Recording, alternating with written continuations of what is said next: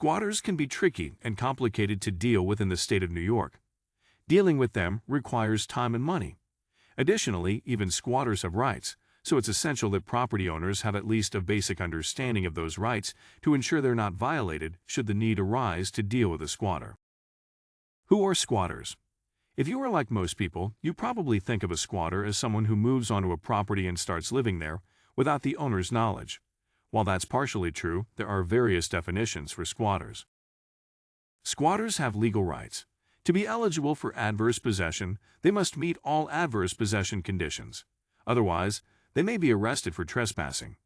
A homeless person may use squatters' rights in the state of New York to acquire property. As squatters, they would not have to pay rent. Why do squatters have rights? In the state of New York, a person may claim adverse possession if they've paid taxes and have lived openly on the property for at least 10 years without the owner's authorization. But things get a bit different in New York City. In particular, the city has its own set of adverse property laws regarding apartments. When a squatter takes over an apartment in NYC, he has what is known as squatter rights. In New York City, squatters are granted rights after just 30 days. Yes, you're reading the right, just 30 days. Sometimes it is easier for property owners and a few smaller landlords to pay a squatter to quit the property instead of spending big bucks on legal fees to have them removed. Is squatting different from trespassing? Squatting and trespassing are not the same things. The owner or landlord of the property may decide that squatting is not welcome, but the squatter is not necessarily breaking any laws by inhabiting land or property that's not theirs. Trespassing, on the other hand, has legal implications. How do squatters' rights work? After a given period, squatters can become a property's legal owners. A squatter in New York can claim adverse possession after occupying a property for 10 years and not be charged criminally for doing so. The United States has 5 specific legal conditions for squatters seeking adverse possession. They are 1. Open and notorious ownership. 2. Hostile ownership. 3. Permanent possession. 4. Exclusive ownership. 5. Existing possession. New York Squatter Evacuation Guidelines. 1. Notify any squatters who have taken up residence on your property as soon as possible. It is required that the notice be written.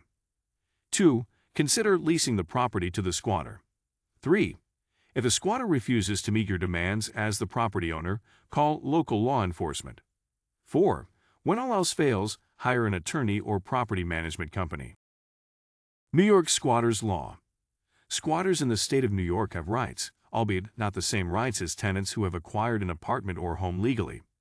New York Squatters Law allows homeless people and anyone else who attempts to establish residence on someone else's property limited rights that will help them avoid a trespassing charge.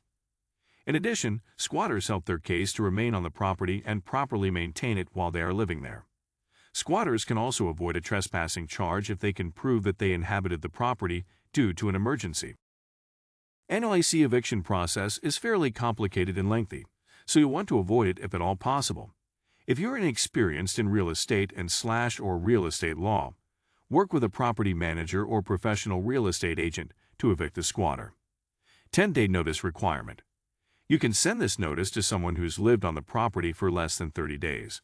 In the notice, you will need to notify the squatter that they have 10 days to vacate the property along with the reason they must do so. If the squatter does not leave the property after 10 days, you can file suit against them.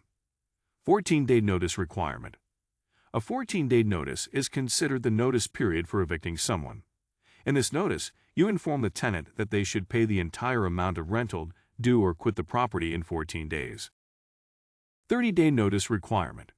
You will send this notice when the squatter has been living on the property for more than 30 days and are now considered a legal tenant of the property. This notice notifies the squatter that they have 30 days to leave.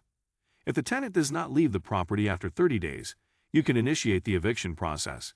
If the squatter has been living on the property for a year or more, you will have to send them a 60-day notice.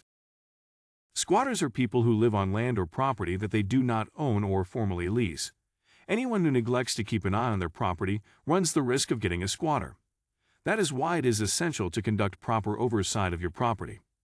Prevention is always the best strategy when it comes to dealing with squatters. If you encounter a squatter on your property, don't try to evict them on your own. Instead, ask for assistance from a property manager or an attorney to avoid breaking any laws or violating the squatter's rights.